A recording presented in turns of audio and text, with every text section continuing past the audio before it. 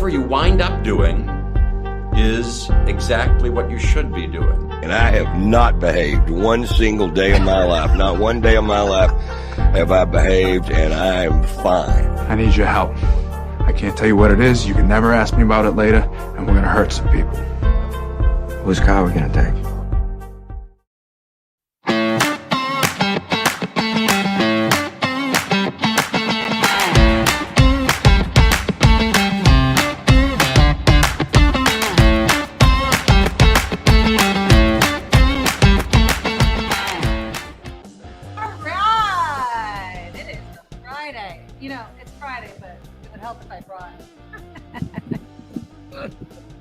My microphone over. How about that? I have been like working around the clock right now because I've been trying to post things. The whole Tennessee thing just kind of threw me for a loop, pulling all kinds of stuff. I have a new short up that I just got up there, so forgive me. I was running a tad bit late. This is the Nikki Medoro Show. It is a Friday. That means we're gonna have some food. I cheated. Don't come at me. But we'll be doing that in the second part of this first hour. We will lighten things up towards the end of the show with Tim Sika. But I'm going to start the show by talking about what happened in Tennessee yesterday. And there's going to be a simple question. Is Gen Z going to save us all? Or are they going to burn the MFR down? And I'm not even kidding. This time in history, I don't want to say it's like no other time in history. But the way we engage with each other on the issues really has me wondering, what is this next generation? What is Gen Z? The people that were in Tennessee. I know some of them were high school students, a lot of college students, a lot of older adults were there in Tennessee. What are they going to do? And what is going to be the GOP or Republican response? I really want to know. All right, we're going to get into that. We will also, under the same kind of umbrella of what is this generation going to do, we'll talk about President Biden coming out yesterday with a proposal regarding transgender athletes in competitive sports. I want to hear what you think about that. I'm going to also show you a video because, again, Gen Z protesting a swimmer who lost to transgender swimmer, a female swimmer, a woman swimmer, who lost to Leah Thomas.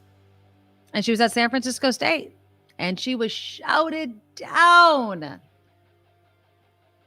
And while it echoes what happened in Tennessee, right? People were being shouted down. People were protesting, making their voices known. My question is, when do we stop yelling? And I do believe that there is a place for all of that protest, that passion. Absolutely.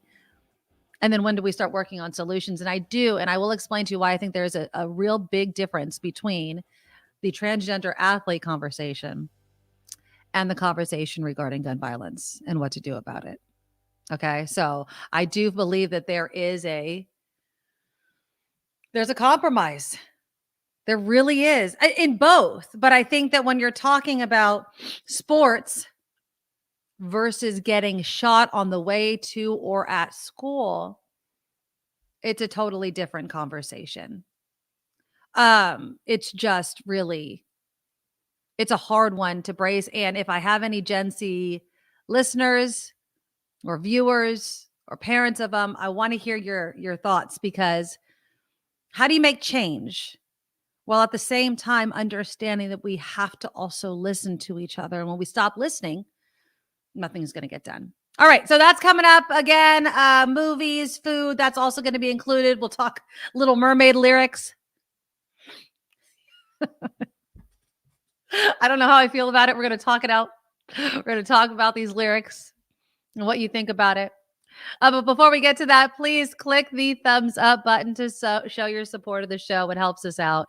This show is completely 100% crowdfunded. And what does that mean? That means you guys are supporting the show through your donations to myself, and I share it with Kim, and it keeps the show on. And it's going to evolve. I mean, there's no doubt that the show will probably evolve, but as long as you guys want us here in whatever capacity, we'll continue to do it. But it takes the best thing. One of the best things you could do is just the simple free thing of clicking that thumbs up just once right below your screen right there. And then if you so choose, the super chat. is up and running. So that is the $ right in the under the community chat box that you guys all type your comments in. And you can do a super comment, super thanks, a super sticker. And we always appreciate it. And we give much love during the show. But the biggest way that you could support the show, if you possibly can, is to become a monthly Patreon subscriber. We need these Patreon donations. It's every little bit helps. Every little bit. You know, if you started with $5 and you could bump it up to 10, 20, 25 or more, please do. Because this is the only way that we make money is through these donations. It's the only way we're making money right now. So the link to our Patreon, which also includes links to PayPal, links to my merchandise shop, thenikkimedoroshop.com. It can all be found on the show's website, thenikkimedoroshow.com, thenikkimedoroshow.com. If you want to email me, it's the same for PayPal, thenikkimedoroshow@gmail.com. And then, of course, the Nikki Medoro Shop is where you get merchandise. Oh, and I want to say something because I see my man, Matthew, my kind of hottie right here. Someone had posted a couple of days ago, and I actually posted it on one of my Facebook pages, I think. The Art of Living, Livin. Matthew McConaughey is holding this whole like kind of seminar type of thing, Tony Robbins-esque type thing. I think Tony Robbins actually might even be there. But yeah, it's happening later this month. If you thought that I didn't know about it, come on, you don't know me at all. All right, and thank you, and stars for the 50th thumbs up. You guys just really quickly, easily, just click the thumbs up button. And also make sure you're subscribed. I'm assuming that my community that is here every single day is, but just make sure and click the bell. Somebody in the comments was saying also the other day that it wasn't popping up and it wasn't easy to find. If you subscribe and you click on subscriptions in YouTube, it should show up there, but also hit the little bell. Look for it. I don't know what it looks like on your guys' phones, or if you're looking on a desktop, look for a little bell. It'll notify you when I put new stuff up. And as the show evolves, I put shorts up, I pull videos, I pull clips of past shows. You'll get notified of all those things. So if you miss anything, you can get that there. All right. So all of that business is out of the way. So let's get into Gen Z. Is Gen Z going to save democracy? Now, when Generation Z goes to the polls, many times, not all the time, but the numbers have been showing that they support Democratic policies, that they support Democratic candidates. And that obviously has the GOP kind of nervous, right? I want to play you this statement, and he posted this yesterday. And he posted this around 1:46 our time. So yeah, definitely what was happening in Tennessee was underway. This is a former Republican governor of Wisconsin, Scott Walker, talking about young voters. And I want you to listen to what he says, and then you tell me if it's what he thinks it is. So let me show you this screen. Again, this is former Wisconsin Republican Governor Scott Walker. The larger issue here, we've seen it particularly in Wisconsin, but across the country, is younger voters. In Wisconsin last fall, we saw about a 40-point margin that younger voters gave to the Democrats running for Senate and governor. We saw similar margins in Pennsylvania. Part of the reason why you have John Fetterman in the U.S. Senate, in Arizona, in Georgia, and elsewhere. And just this week in Wisconsin, we don't yet know the numbers by age, but we do know that Dane County, which is where the University of Wisconsin's flagship campus is at, about 50,000 students are enrolled there. Dane County cast more ballots in the race for the Supreme Court than the largest county in the state, Milwaukee County. And in Dane County, 82% of those votes went for the radical. And so unless we turn young people around, and it's not as simple as one campaign ad or some sort of a coalition, this is years of liberal indoctrination coming home to roost, and we've got to turn it around if we're going to win again. The larger issue, we got to turn it around. So they want to counter what they consider indoctrination with their indoctrination. How about this, Walker and others in the GOP? Listen to your voters. Listen to what they want. You're supposed to represent these people, not convince them that your way is the right way. These are the kids that are growing up with active shooter drills.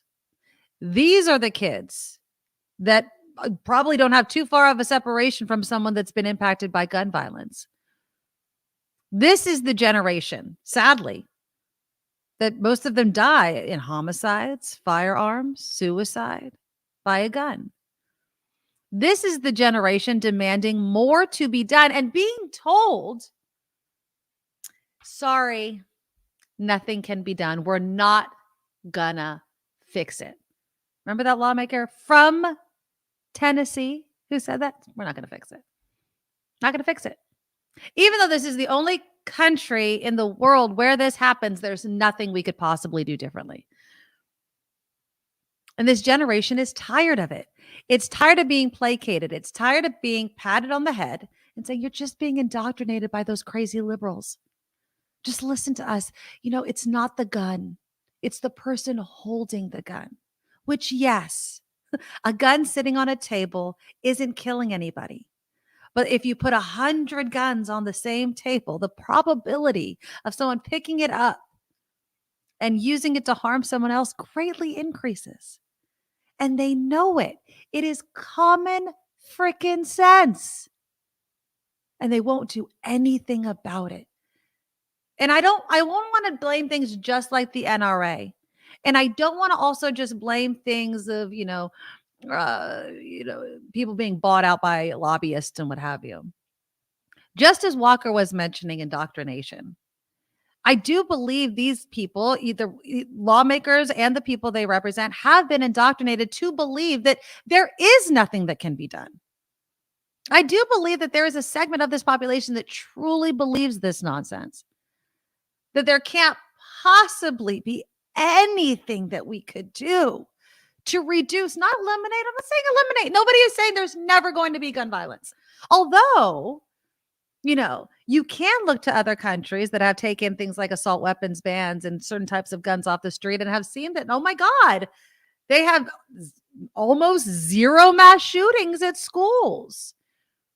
If only we can set down our pride and the narrative that we've told ourselves and do something as a country about it.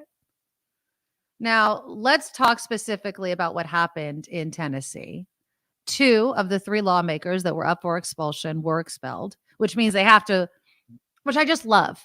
I love this. So they can run for re-election in a special election that's going to cost taxpayers a ton of money because these other Republican members could not handle the disruption. Now, again, it got pretty intense, and I'm not saying it didn't, but imagine it's your generation that's being shot up all the time, and you're being patted on the head and saying you don't know what you're talking about. It's crazy people. It's mental health. Oh, but we're going to vote against any sort of mental health programs, but it's mental health. They're fed up. Watch this.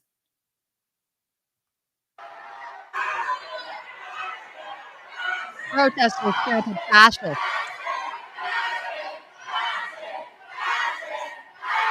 I mean,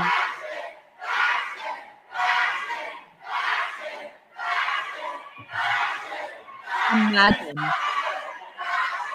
These are voters. Confrontations broke out.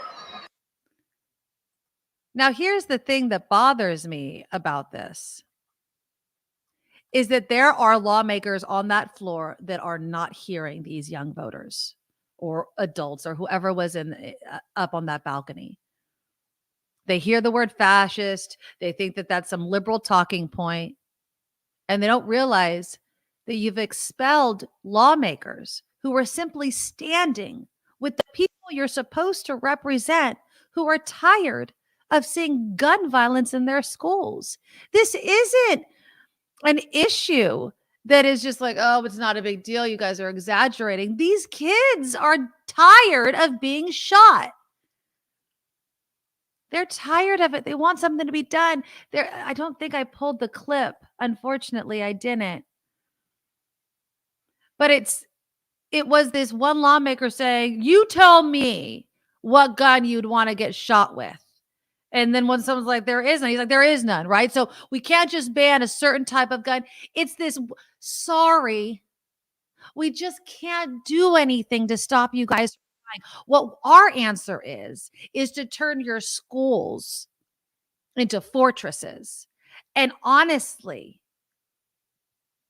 I'm not saying I want that to be the answer, but if we can't get it together in time, we may need to start. And it pains me to say stuff like that. It really freaking does. I also want to play you this sound. Now, this is of one of the lawmakers who was expelled. And I'm going to play you a bit of his speech. And listen closely when he's talking about people that have not been expelled, and then him and his fellow colleague being expelled. So let me share my screen with you really quickly. Here we go. And again, this is State Representative Justin Jones speaking. Let's talk about expulsion. For years, one of your colleagues who was an admitted child molester sat in this chamber. No expulsion. One member sits in this chamber who was found guilty of domestic violence. No expulsion.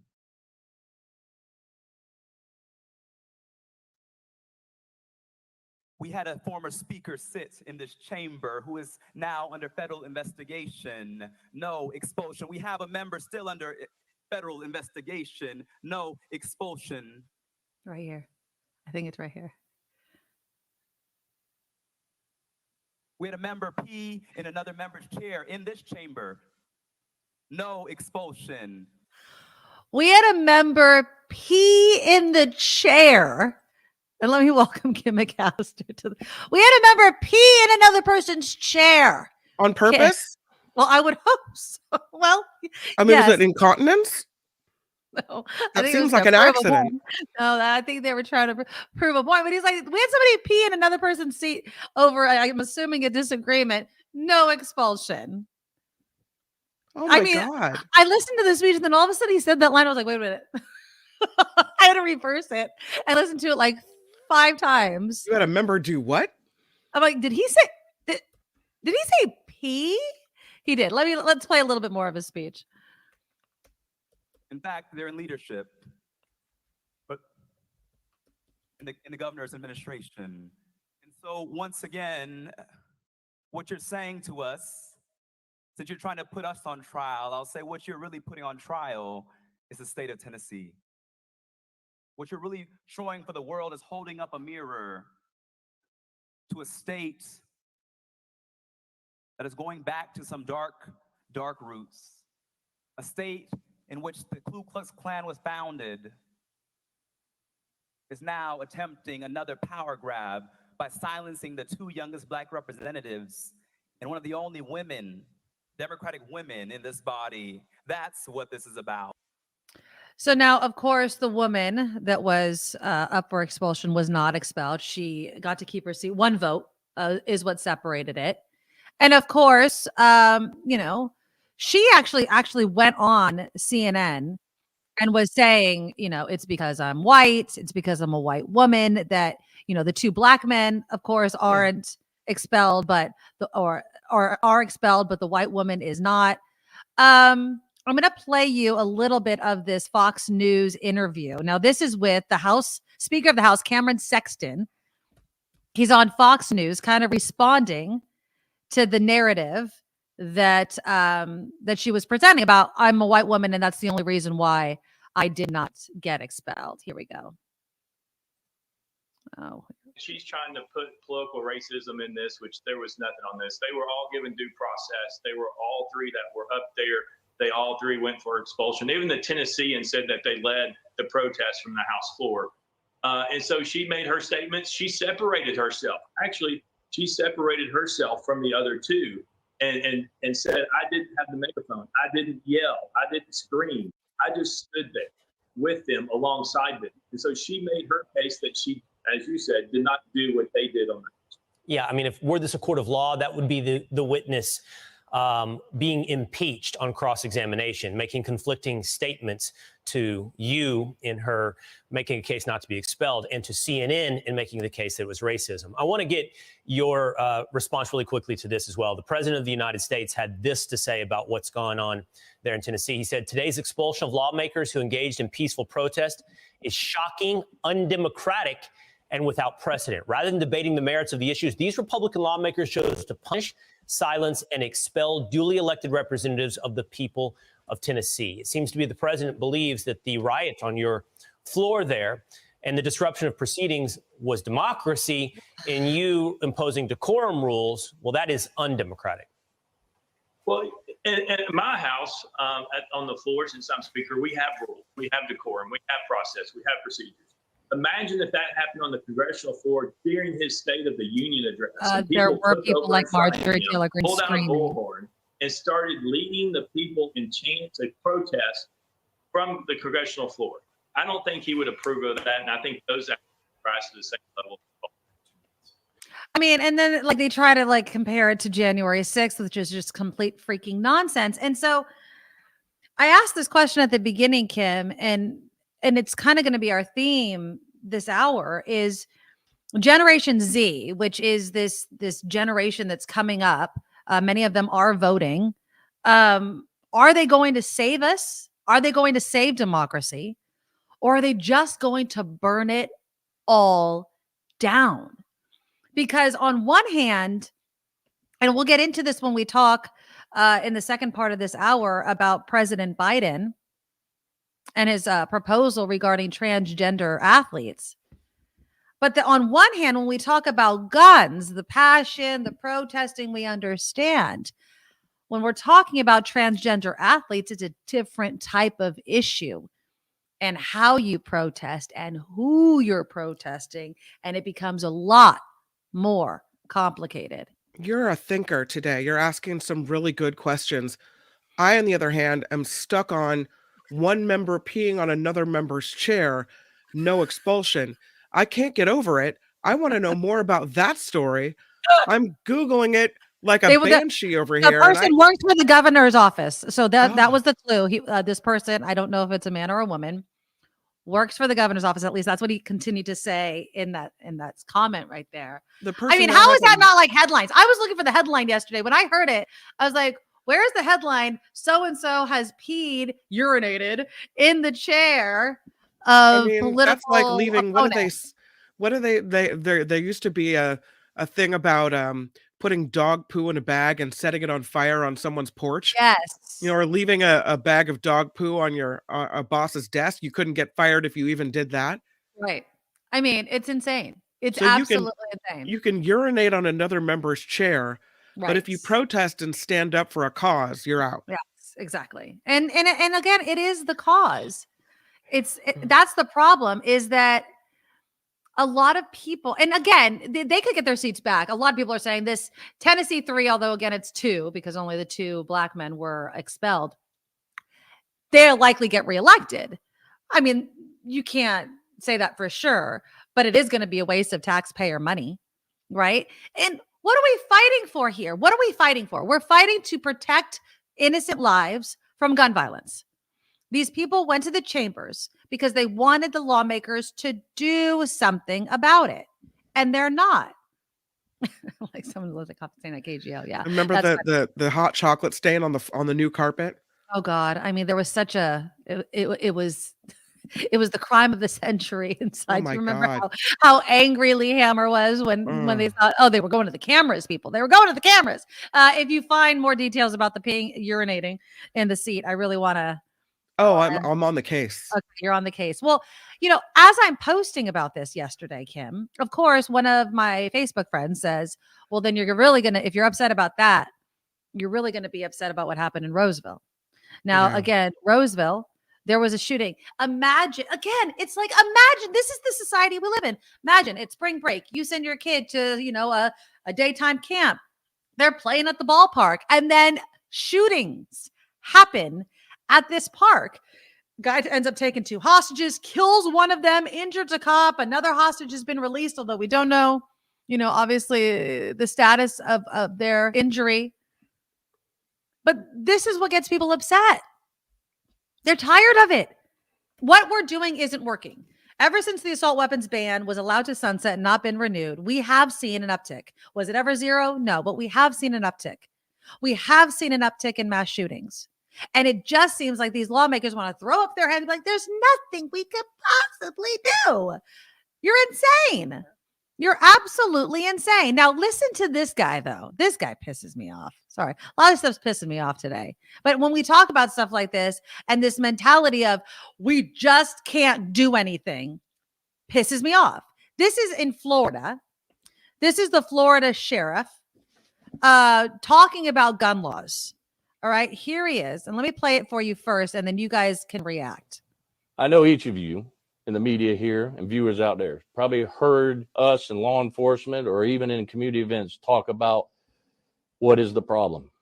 And I'm going to go ahead and address the first thing that I know it's going to come up, because there are individuals out there viewing, and to include some of you media, that want to blame the one thing that has no ability or the capacity to commit the crime itself. And that's the gun. The almighty gun. These individuals committed the crime. Sheriff, you mentioned the gun. Do we know how the suspects got a hold of the weapon? Car burglaries. Yeah. Ain't that right? So he thinks he's making a point right with the yeah. It's lawful gun owners not keeping their guns in safe places so that they are taken during burglaries and used in another crime. That's the problem. Too many friggin' guns, people not keeping them safe, but he thinks, this Billy Woods asshat, thinks he's making a point. All the gun laws we got in place didn't prevent it, did it? Did it. Neither will any new ones. I got to defend the gun. Because here's the fact. The bad guy's going to get a gun no matter what law you have put in place. Not if you reduce the availability of them. These juveniles shouldn't even possess a handgun. Exactly. Now look Well, who he blames. Look, and I'll go back to you. Add your question. Listen. A simple burglary, as some people will say, but I don't consider anything simple when it comes to a burglary. The law allows me, I'll plaster their face up on this page, up on my page, up on media. I will hand it out if the law allows me, because parents have the right to know who their kids are hanging out with and preventing this. So now it's our fault for letting our kids hang out with the bad element. And that should have protected them. But again, to go back to what I was saying at the beginning with this whole idea of indoctrination and what have you, this is obviously someone, he means it. Yeah. He buys this bull crap hook, line, and sinker. The gun can't do anything. Guns don't kill people. People kill people. Well, no crap. I want to cuss so bad right now.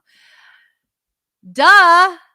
But if you make said gun very easily available, it is more likely to be used in crimes. And that is the freaking point that they just don't get. And it just bothers me, and it makes me so upset. And I hope, and that I say this every time that there's a shooting, when I talk to my kids, I apologize. I'm like, we just can't seem to get it together. Your generation is going to have to do it. And I really hope and pray and do believe that Gen Z might just save us all. They might just save us all. They might be like, this is ridiculous. We're going to go into office. We're going to get elected, and we're going to wreck shop. Now, we're going to do news. And when we come back in the second part of the show, there are concerns, though, that I may have about this generation. I love the passion. I love who they stand up for. But you have to remember, amongst all the protesting and the yelling, what they're justified and is within your right, you have to listen. You have to remember that it's a diverse group of people. And that's why I'm saying with guns, there's compromise there. We can have something like the assault weapons ban come back that obviously didn't eliminate it, but it helped. We're going to talk about transgender sports in the second part and how Gen Z feels about it and their reaction. Because when a swimmer by the name of Riley Gaines goes to San Francisco State University to, in her words, defend women in sports against other swimmers like transgender swimmer Leah Thomas, who Gaines lost to. She is vilified by her same generation. So how does that conversation move forward? How do we protect all people, not just some people? Especially when you're talking about two groups that have been historically marginalized, women and obviously the transgender community.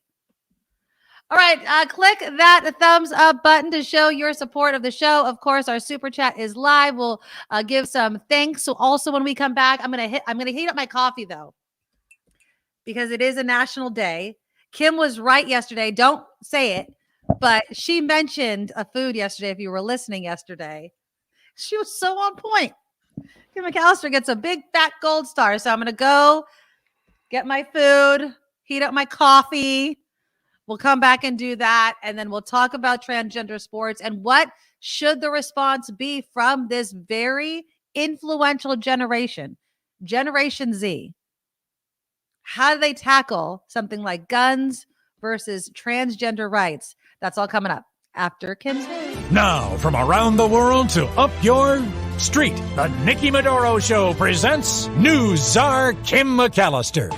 And I'd just like to note that this report could be sponsored by you. If you have a business, you have something you want to promote, you want to help sponsor the show, make me say something really funny, it's up to you. You can email us at thenikkimedoroshow@gmail.com to talk about sponsorship opportunities. And we begin this newscast with Vice President Kamala Harris making a surprise visit to Tennessee after two Black state lawmakers were expelled. Harris will meet with Democratic State Representatives Justin Jones and Justin Pearson, both of them ousted for leading gun violence protests in the Republican-led House. The White House called the expulsion undemocratic. And those people were voted into office, and now they were just ousted by their fellow lawmakers.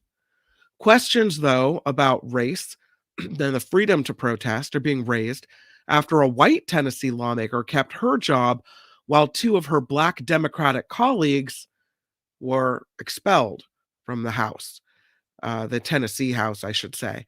One GOP lawmaker, Representative Lowell Russell, who voted to keep Johnson, said he didn't believe that she participated in the gun reform protests in the same way that Jones and Pearson, pictured here, did.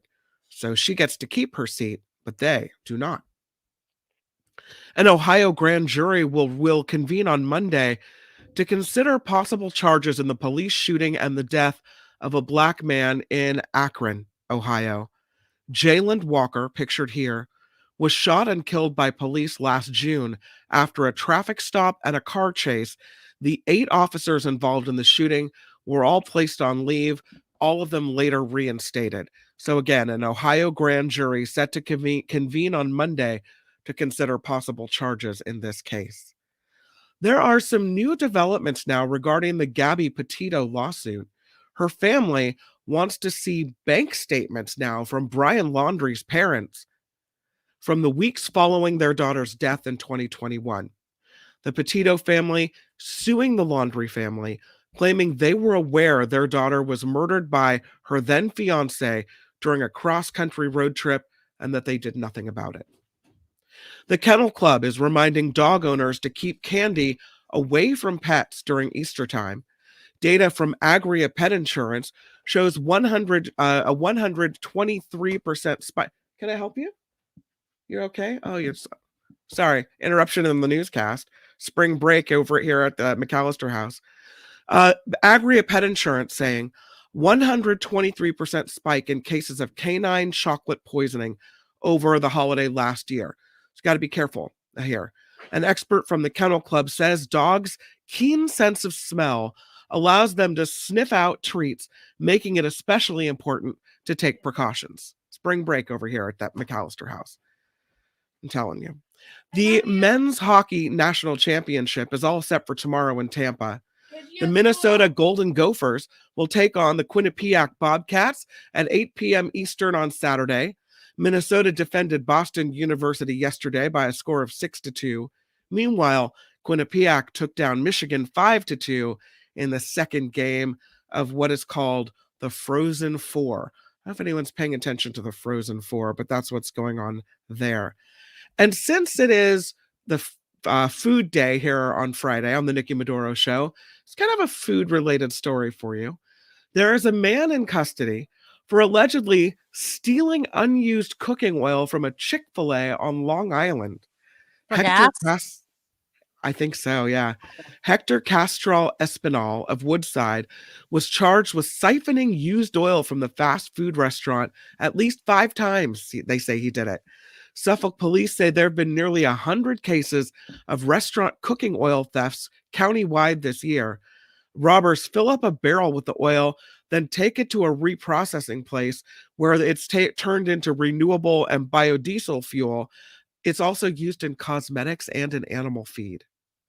Police urge restaurant owners, secure your oil tanks and make sure the companies coming to take the used oil are actually legitimate. Who knew that was a thing to steal?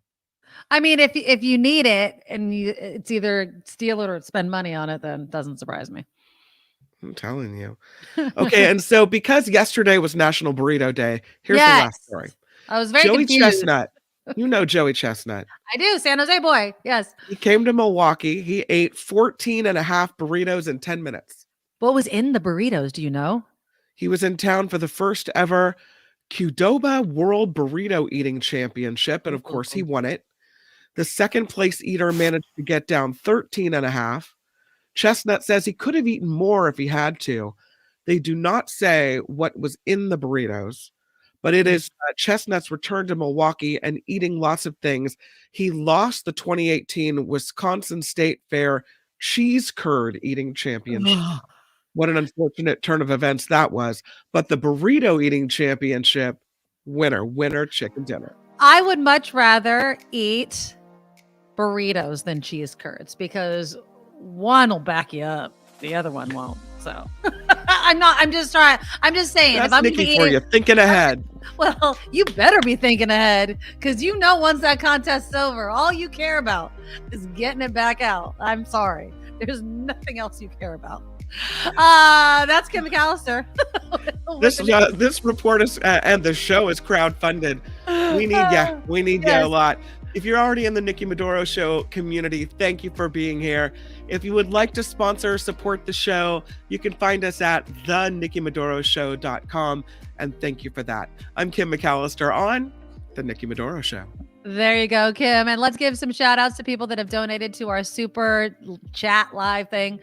Joe started us off with a $20 super sticker. Thank you, Joe. Thank you. And Patricia with a $5 super sticker. That's so thank nice. you. I also want to say thank you to Suanne. Just became a $10 Medorable, $10 Patreon subscriber. So definitely please join our cool club. There's the link again, the NikkiMedoroShow.com. And Walter. Thank you, Walter, for the donation. I appreciate it so nice. very much. Okay, so before we get into the transgender policy or proposal, proposal by President Joe Biden. You're cool. It is Friday Food Day. I know. I'm. This is going to be me next week. My kids are going to be on spring break next week. So this is the last day of a 2-week spring break. That's so insane. That's insane. I mean, for most of it, they've been pretty good. Today, apparently, someone opened the door, and now I've got dogs and kids running in and out. Whatever. I'll pray for you. Okay, so before we get into it, and Lori actually had a comment that I want to get back to. She said, I'm all for supporting these Tennessee representatives. However, I think the extreme disruption of proceedings is the problem. I did not realize they did this in the middle of the legislative session. Okay, so we're gonna add that part to the conversation. Okay, just simply because that's what the speaker was saying as well. We have decorum. Even though, and I'm going to ask you this, Laura, you think about it and just while I do my Friday food real quickly, is a lack of decorum enough of a quote unquote violation to expel lawmakers that represent tens of thousands of people? And is there a better solution to it than that? Okay, so we'll discuss that in just a moment. Also, is it repeated? Is it over and over again? Can the people not it's get been through going a on for like a legislative? week. Can you not get through a legislative session without people standing up and disrupting the whole process? Or is it a one-time deal? Or maybe once every 6 should months? you maybe start listening to some of the people that are there and giving them an opportunity to speak? Right. You know what I That's mean? right. Like there are other things we could do, but it is Friday and I want to do my Friday food before we get all serious because Okay. we'll continue this on. And I'm starving because it's been sitting in front of me and I'm like, screw this, I'm eating. So yesterday I was asking for things to eat and Kim was all just randomly coffee cake. That's what you said yesterday. Well, I was trying to think of things that people have for Easter, and we always have an Easter brunch, and there's always coffee cake at Easter brunch. So that's why I said it. Which is pretty awesome. I don't usually have. You guys let me know in the comments, what do you eat? And I know that some people don't celebrate like the religious Easter, but you still celebrate kind of the paganism or just the season kind of holiday of Easter. What do you eat? What's your favorite thing to eat? What are you going to be eating on Sunday if you do this? But then I Google, I'm like, isn't there like a National Food Day tomorrow? And today is National Coffee Cake Day. I mean, Kim and I were still on the show after the show yesterday, and I was like, it's Coffee Cake Day tomorrow. So I had to do it. It was just too serendipitous. So I have my coffee cake right here. And there it is. It's delicious. Well, it looks delicious. Where'd you get it? Did you make it? I was going to make it. So this is what happened. So I go to the store yesterday to get all the stuff to make coffee cake.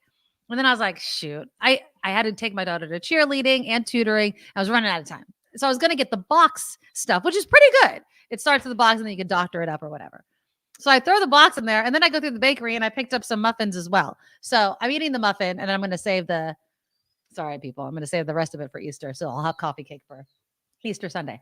So I'm just eating coffee cake on National Coffee Cake Day.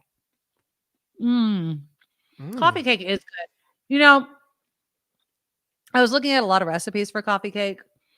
I think the importance is to have the cinnamon all the way through it. You can't just have it on top. No. It can't You got to have be. that crunch all the way through.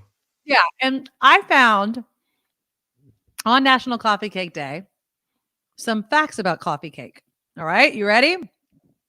It was invented. Well, the invention of the cake happened in the 1400s. The arrival of coffee in Europe happened in the 1600s. But the popularity of coffee cake did not happen until 1965 in New York, New Jersey, and Delaware. And this was the result of immigration. So thank you, immigrants, for coffee cake. Yeah.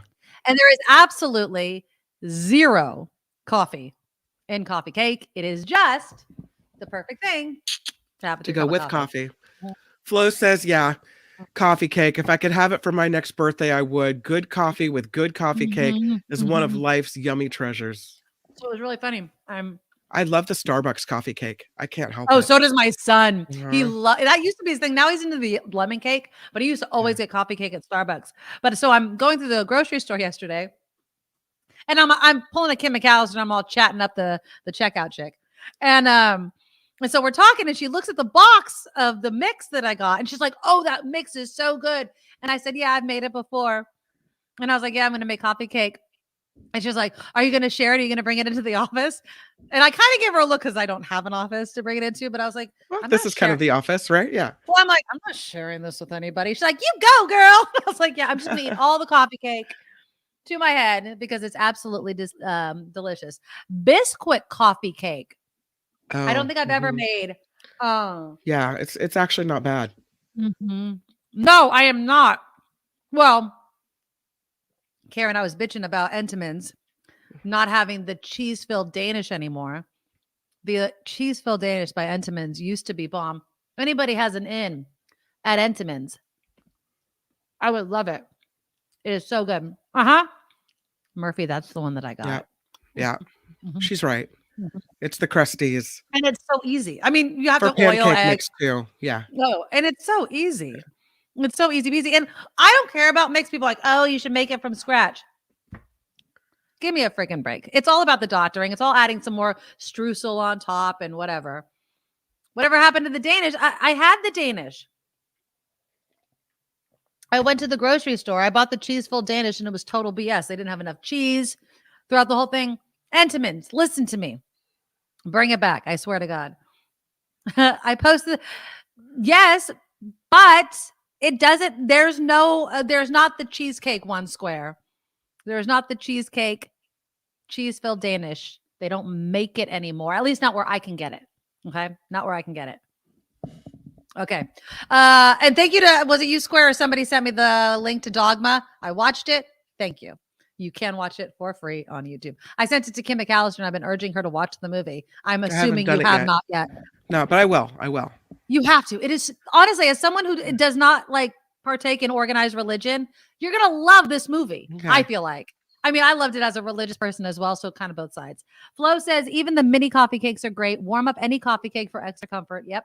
Starbucks ain't bad either. Yeah. Yeah. My mouth is drooling, but I have to continue to talk. So I will stop eating it. But happy National Coffee Cake Day. Okay. Let's get into President Biden and what he came out yesterday and said about transgender sports. So President Biden proposed a new federal rule that would allow schools to enforce some restrictions on transgender student athletes. But he also opposes them that categorically ban students from participating on sports teams consistent with their gender. Here's my question. How do we continue Title IX protections for women? Okay.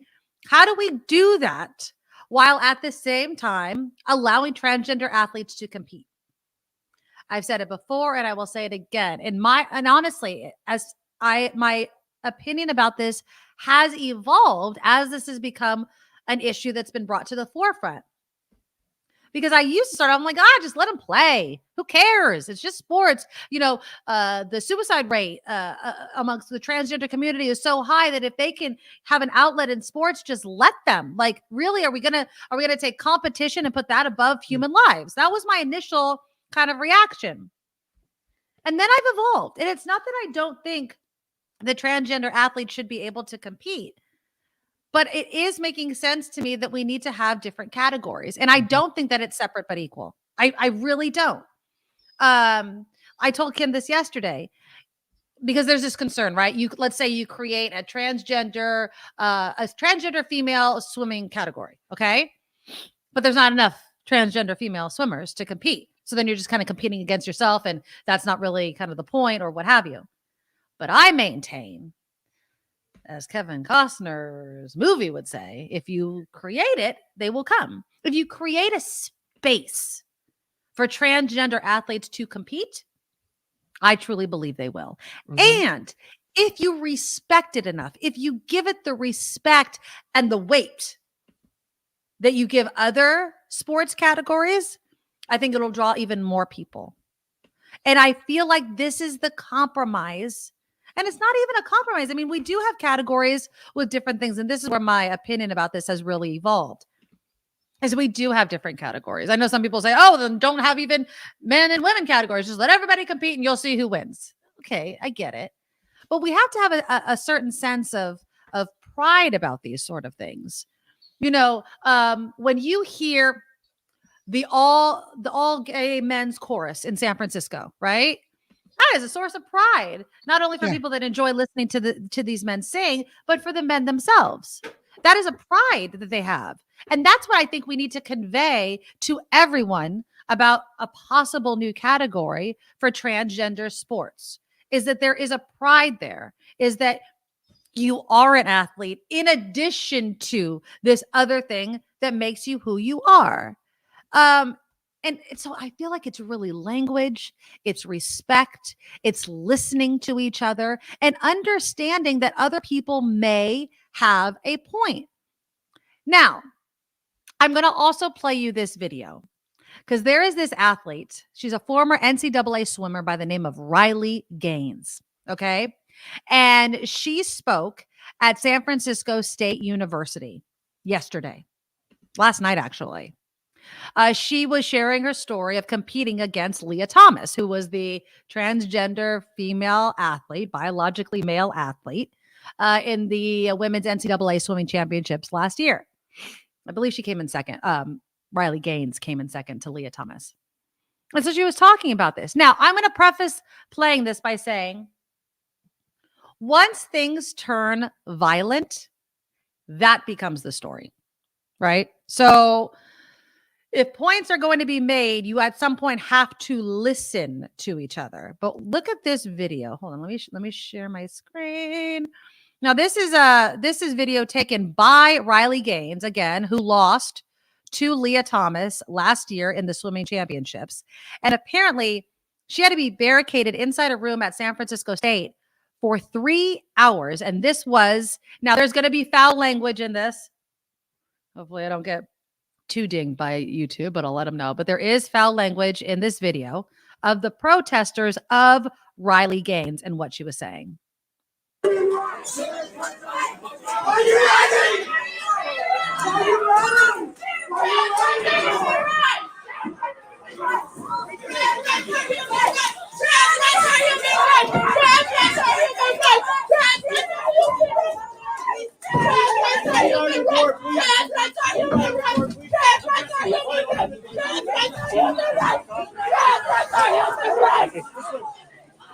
Yeah, you fucking transphobic bitch. I fucking see you. Trans rights are human rights. Trans rights are human rights. Trans rights are human rights.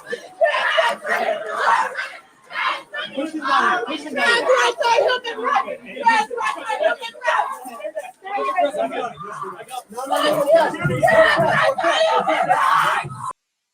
All right, so it's basically a lot of that. Apparently, and I was not able to find the video of this, Riley Gaines was hit by what has been described as a man in a dress. Now, I don't know if this was a transgender woman and they were calling this person a man in a dress, or if it was literally a man in a dress. I did not see the video, so I do not know. Why are people so angry? So she went to San Francisco State, right? In protest of allowing transgender women to compete against biologically born women in sports. You can't have that opinion. You can't say that maybe it's not necessarily fair for people competing in sports and that maybe we should have another category without people getting that angry at you. So I was not. Or is she combative and awful when she talks about it? So I do not believe that she subscribes to the belief that, and I don't want to speak for it, so I really hesitate on saying this. The transgender women are women. Okay, this whole narrative, and I'm going to call it a narrative. It's an opinion because the other people don't believe this. So, you know, you could say that you believe it, and I agree with you. But we can't ignore biology. We can't ignore puberty. We can't ignore hormones. We can't ignore those things. And I never have. I just was like, you know, if it saves their sanity by playing in sports, can we just let them? But I think it's this narrative of they shouldn't even be playing sports. That if you're transgender, you shouldn't even be competing in sports, at least not at this level. Luz says, San Francisco State University is at fault here. My alma mater. And it's not a safe place for opposing views. Oh. I'm going to say this. I don't like the fact that it devolves into something like this. You can support transgender rights. The whole trans rights are human rights. That chant. Yes. But what about women's rights? And I'm not trying to be antagonistic here, but women, this is the argument. Women have been fighting for a place at the table, fighting for protections, equal protections under the law. Women have been a marginalized group. Now, let's just go down the line. So we have women, and then we have transgender women. Okay? This is an umbrella in which they both are under. And yet it seems like those that want to support transgender women don't seem to want to support, or at least some of them don't want to support biological women. We need to come to some sort of resolution to that. And that has me concerned about this Generation Z. Is they're arguably the same age.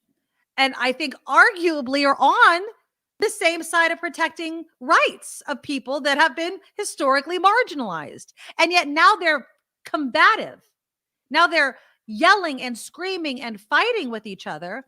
When if they took a collective breath, there is a compromise that can be found here. That as a biologically born woman, a cisgendered woman, competing at the highest levels in collegiate sports. I want as fair of a playing field as I can, even though I've always maintained it's never truly fair. Okay. I don't want to compete against a transgender woman that has gone through puberty as a biological boy. I don't want that. I don't think that's fair. So what is the compromise? And it's more and more becoming apparent and clear that it is to create these separate categories. I can't come up with any other answer than that. I can't see any other solution to it than that. Now, I understand that Leah Thomas might want to compete against Riley Gaines. I could accept that Leah Thomas has competed against other biologically born women and lost. Okay? But if we want to continue sports and competition and not move past, but come to a resolution and move forward as a society with this issue, then we need to learn to compromise about it. And that happens on both sides. Now, I'm not saying, oh, great, so now you're trying to put transgender athletes in a corner and not let, no, compete. Compete. Absolutely compete. And you know what? If you're in middle school, because there was a story that also came out yesterday about that middle schooler who will be allowed, the Supreme Court has ruled that a transgender girl in middle school can continue to compete in sports or be in sports while this case moves through. You're in middle school. Okay, so let's take it down a notch and understand that it's not high school or college sports. Okay, I'll give you high school simply because it gets you a place in college sports, which can get you a place in obviously professional sports, even though it's a very small percentage of you that are going to make it, but whatever. Middle school, let these kids be. Okay, just let them play.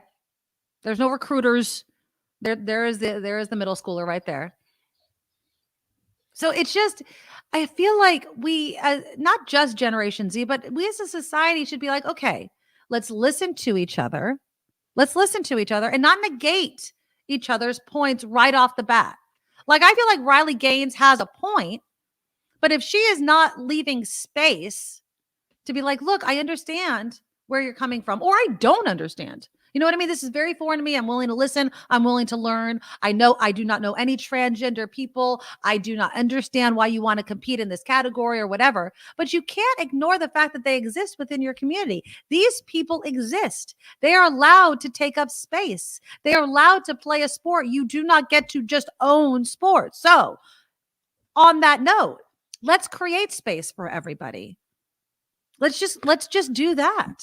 I think maybe, and maybe this is stupid, but then again, maybe not. Maybe we already know this, but maybe a study done on the differences between transgender women and biological women's bodies and transgender men and biological men's bodies would serve us to say, okay, well, what are the differences? Is there really a difference? Like, if you take a certain number of people and compare their strength or their body fat or their hormone levels or whatever it is, that however you're looking at how these people could succeed in sports, what are the real differences here? And if there turns out to be real differences, then it makes sense to have a different category, right? In my mind. Well, I mean, there would are take away the whole thing of it might not be fair or it isn't fair. Well, okay, let's actually scientifically find out if it's fair. Right. I don't know. Chris writes in, you must participate in my delusion or be socially exiled. And I'm assuming that you mean that a person is transgender. I'm assuming that you do not believe that transgender people, I can't even use any other word other than exist. Do you believe that they're making it up? Do you think that they're doing it for attention? Are you ignoring the generations of transgender people that have existed throughout history, but have been kind of pushed into the dark corners? Look, the transgender community has been around. Okay. They have existed. They've been persecuted. It's not a delusion. I mean, then what you're thinking can be considered a delusion. Anything that we think can be a delusion. If you're going to say something like that. No, these people exist. I say often, keep your eyes on your own paper. Yeah. What does it matter if the guy 2 doors down feels like they should have been born into a woman's body? What does that hurt you? It doesn't hurt you. It doesn't. It doesn't Why are hurt you you. so concerned about it? Why are you so angry about it? Now, if it hurts you, like maybe you're competing in a sport and it's not fair, well, that's one thing that we can talk about in a non-angry, non-threatening, yelling way, as we saw in the video. Right. That's one thing we can have a discussion about as a society, what makes sense. But to just deny someone's existence, feelings, whatever, they're not hurting you. Yeah. So what's the point? Why are you doing that? Yeah. And Who? I mean, Chris is throwing out this word delusion. Yeah. Like as if it's and I've heard this before. People think that it's a mental illness, right? Like if you think this, you're mentally ill, you're delusional. I can't imagine that we've had a sustained number of people throughout history that have all had the same delusion. Mhm. I think it's more that we truly don't understand the difference between sex and gender, right? I could cut off a man's penis. I could I cut hope off everything that he thinks makes him a man. I hope you And in don't, his but okay. mind, oh no. And in his mind, he would still consider himself a man. Like you Yeah. are more, your mind plays a role in who you are. It's not a delusion. You're on more who than you your are. parts. You are more than Right. your parts. It is your brain plays a role in this. Plays a role in a woman believing that she's a woman, and a man believing that he's a man. And to take the simplistic view of, well, pull down your pants, that tells you who you are, is idiotic and it's uneducated. Okay, so we are more than that, and we should be open to understanding there are things that we don't know, that we hadn't been exposed to as we grow older, but that people within the transgender community understand at a level that maybe cisgender people just cannot. Can you even imagine what it must feel like to be trapped in a body that does not match what you truly mentally believe? It's not a delusion. It's who these people are. So it's so understandably difficult to wrap your head around. That's also the empathetic way I want to view people like Chris and others who don't understand. I get that you don't understand. I just wish you led with that instead of just saying, nope, they're delusional. Really? All these people throughout history are delusional. Or could it possibly be you just don't get it? And that's fine. I'm not going to vilify you for it. At least admit it. Don't legislate against something you don't understand. Understand it. Talk to these people. Understand their community and understand their life. Understand their story. Understand that they don't mean you any harm, that they're just trying to be authentic to themselves.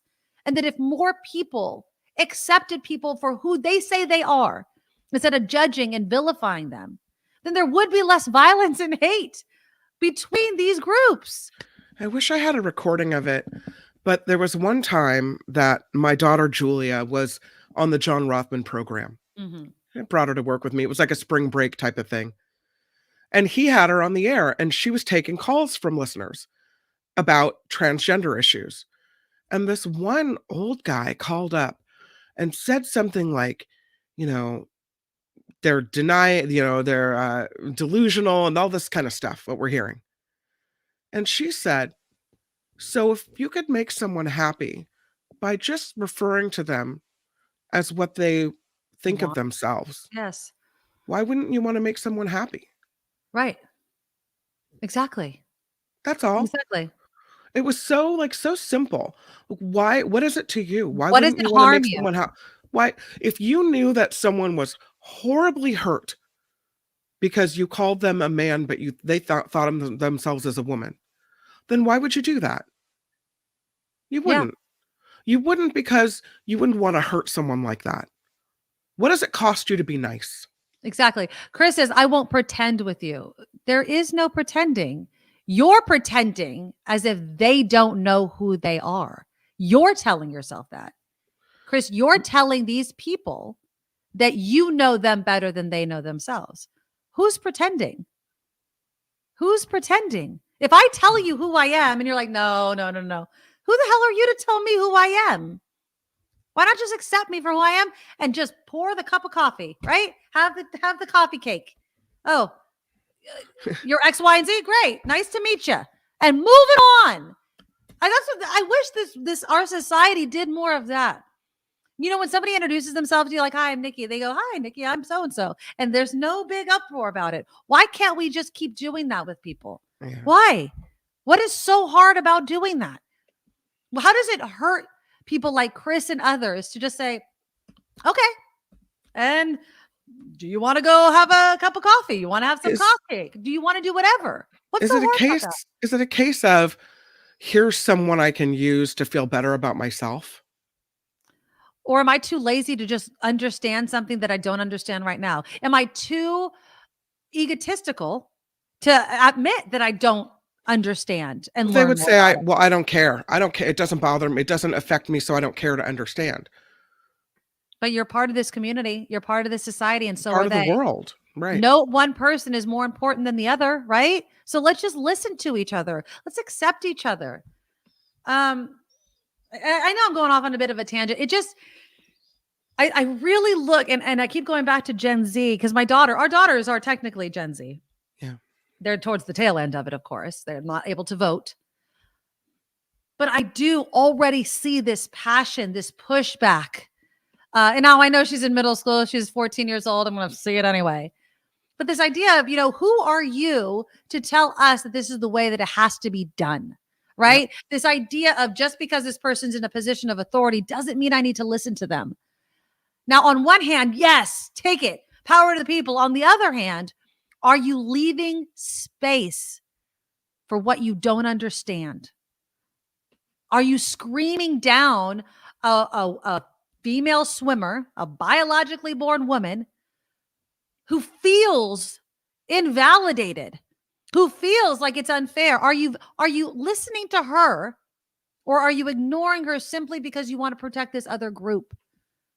We need to listen more, understand each other more, and find compromise. And the definition of compromise is we don't always get everything we want, but at least we can find something that we can kind of agree on and move forward.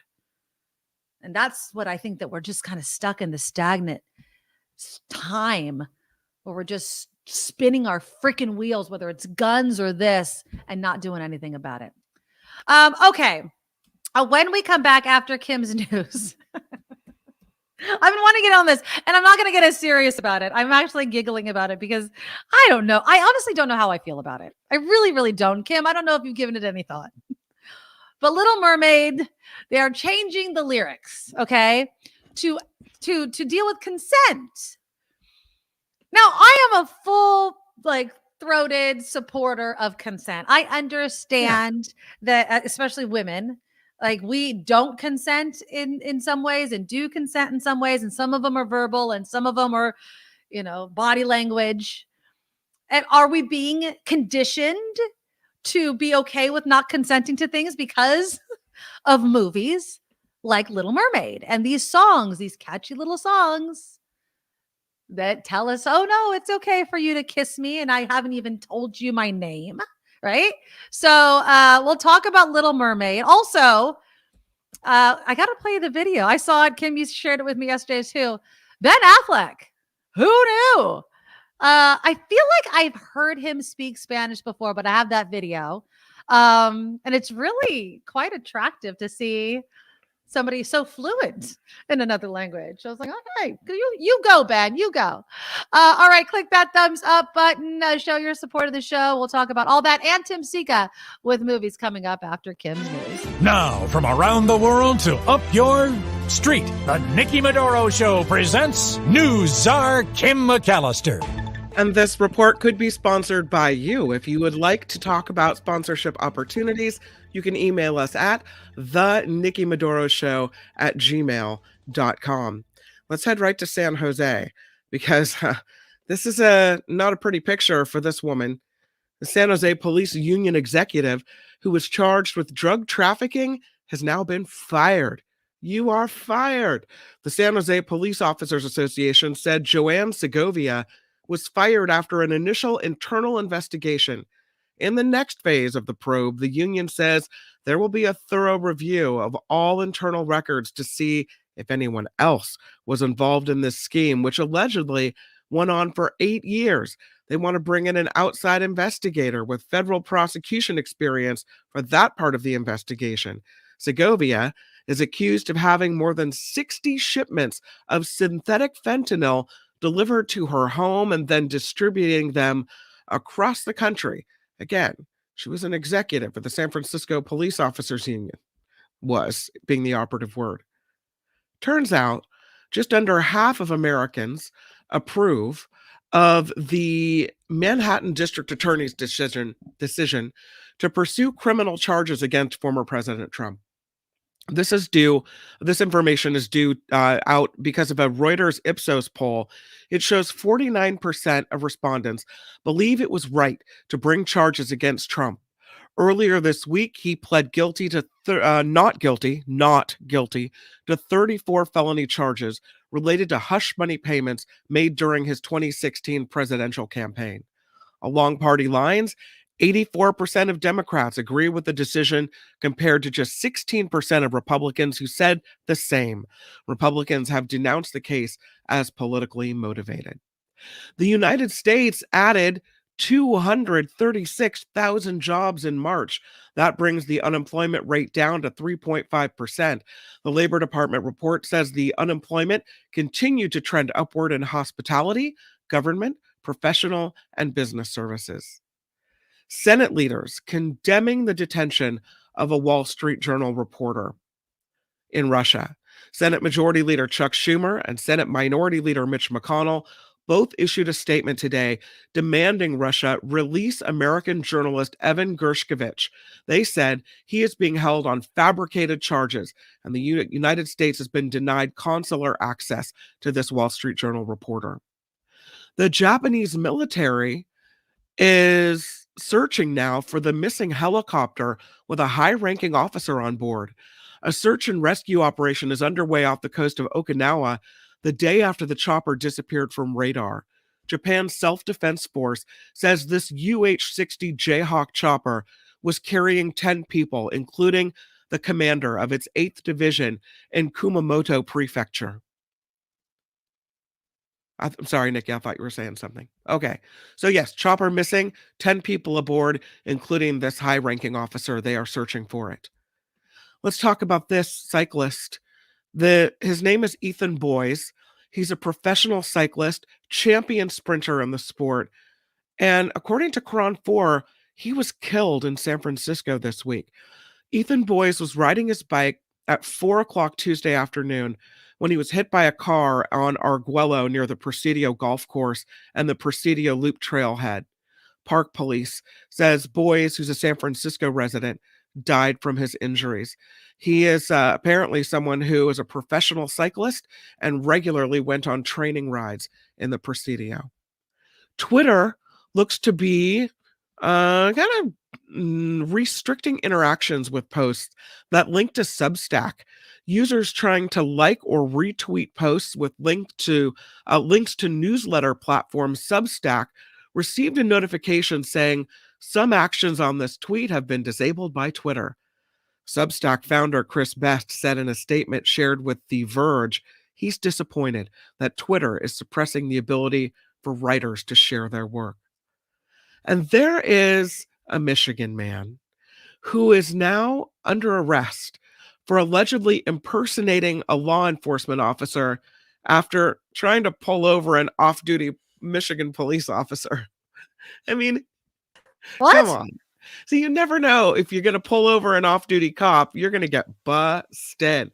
Cops say Christian Mansour, pictured here, was driving a silver BMW equipped with red and blue lights near Detroit when he pulled over an off-duty Waterford Township officer. Mansour was followed by this officer after that to a mobile home park where deputies found him trying to switch license plates between his cars. Tried to run, but he was arrested. Busted. And lastly, there is an auction house in Pennsylvania that sold a bat used by Babe Ruth for a record $1.85 million. Oh, yeah. It set a new record among baseball bat sales. The sale is also very unique in that it is the only known example to offer photo evidence. You can see the picture here. I have another one. There's also a picture of this bat. So yes, you get the picture, and they can zoom in on the picture and see the divots in the wood and the imperfections in the wood. And so they can prove that is actually Babe Ruth's bat.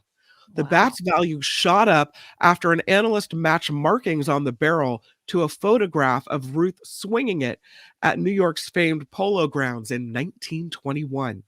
That was the year the Bambino hit 59 homers, a mark that stood untouched by another player for 40 years. And so now again, Babe Ruth's bat, $1.85 million. If you would have told him that back then, he probably would have laughed. Oh God. I mean, he's like, it's a bat. What are you gonna do? But yep, the Bambino. This report is crowd-funded. That means we need you. Check out the NikkiMedoroShow.com. There you will find the Patreon and the PayPal links. And of course, the Super Chat here on YouTube is live. So thank you for supporting the Nikki Medoro Show. Absolutely. I'm Kim McAllister on the Nikki Medoro Show. Thank you, Kim. Yes, the NikkiMedoroShow.com is where you become adorable. You can donate monthly to our show to keep it up and running. I do want to say thank you to our newest Patreon, Kathleen. Kathleen just became a Medorable, along with Sue-Ann earlier today, became a Medorable. So you can go to the NikkiMedoroShow.com. And if you become a Medorable during the actual show, I will give you a huge shout out for doing so. Also, if you donate to our super chat, Walter gets a shout out for the payroll. Aloha, baby. Thanks for the $10. $5 from Patricia and $20 from Joe Fong. We love you guys. Thanks for keeping the show going. Okay, Kim. Now, I know the answer because I asked you yesterday, but your daughter has never been in The Little Mermaid, correct? No. Yeah. So my daughter was, she was the bird. But apparently, you know, they're going to be doing the live action with Halle Bailey, the Black Little Mermaid. Okay. So they're doing it, but they're changing apparently some of the lyrics. Now, one of them has to do with the lyrics in Kiss the Girl. Okay. Because apparently they say that it's misogynistic and non-consensual. All right. Now, if you remember, the whole premise of Little Mermaid is Ursula takes Ariel's voice. Okay. So she can't speak. She can't sing. She has an amazing voice, blah, blah, blah. So because of that, the whole song that Sebastian's singing to Prince Eric, like, kiss the girl, just kiss her, just kiss her, just kiss her. She wants it. Don't even ask for consent. She just wants it. That's apparently what people are taking issue with. What do you guys think in the comments? Is this a fight we just didn't know we needed, Kim McAllister? Or, and I'm going to be honest here, let's make it an honest discussion. Or are these the things that train young girls to be consenting to things they don't want to do, kissing boys that just want to kiss them, but they don't want to kiss, you know, the other way? I mean, is this how it starts? Is through fun little Disney movies like The Little Mermaid? I mean, because that's a valid question.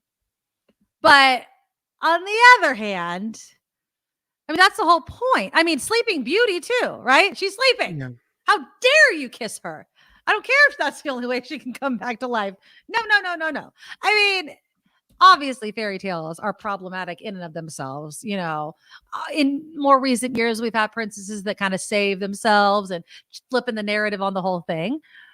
But so let me read you the lyrics. It might change your mind, because at first I'm like, what now, right? This is what the ultra conservatives are like. Oh, these woke people messing with everything, right? Yes. Okay, go ahead. But here's the lyrics. Okay. There you see her sitting there across the way.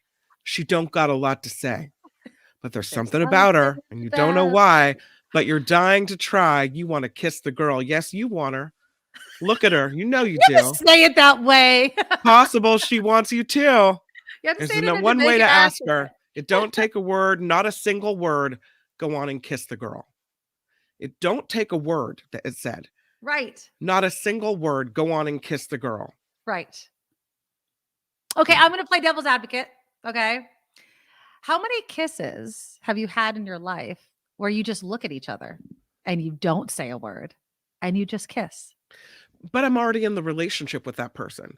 I've You've never never had kissed anybody that you weren't already in a relationship with? well, not without some talking first and there had to be it was I clear that always there seem was like I'm interest like, there. I grew up on the wrong side of the tracks whenever I have a conversation with this woman. I I've never swear had to some God. dude just walk up and lay one on me. Usually there's like they can tell you're interested. There's like some type of Without a word? I mean, it's not like kiss me, you fool, but it's more like, I'm standing there, sitting there, whatever, with you, interested in you, talking to you, Mm-hmm. flirting with you, whatever. Right. You can tell there's something going Right. on here. It's not like like a Trump grab them by the pee, don't care what they Right. say. Right. I'm Right. going to walk up and do it. But this song, Now's Your Moment, Floating in a Blue Lagoon, boy, you better do it soon. No time will be better. She don't say a word. She won't say a word until you kiss the girl. Do you think that sitting in a boat alone with a boy under a moonlit night is enough of a thing to be like, hey, I might want you to kiss me? I think so. Okay, so then there you go. So I think if you know the scene of that movie, there's a lot of body language and a lot of flirting and a lot of like her waiting, right? yeah, like, For him to hey, make the buddy. move. Okay, Right. don't judge me when I say this. Okay, do not judge me. Do not judge. I don't even want to say this out loud, but Oh I'm God, here watching it that. comes. I'm watching this asinine show called Farmer Wants a Wife. Okay. What? Is it a reality show? Oh my God. What It happened to is. you? I know. It's because The Bachelor sucks ass. And so I've been watching this crap show. Okay. So the only reason why I'm bringing this up, besides the fact that I'm humiliating myself by admitting this stupid show, is a lot of these farmers are very, for lack of a better word, mute-ish. Okay. They don't really talk a lot. There's this one guy, Alan, I think his name is. He doesn't talk a lot. Okay. And it's the girls that are kind of like, kiss me, like make a move. And he's just kind of like, I don't know. I'm just going to tip my hat and do all those sorts of things.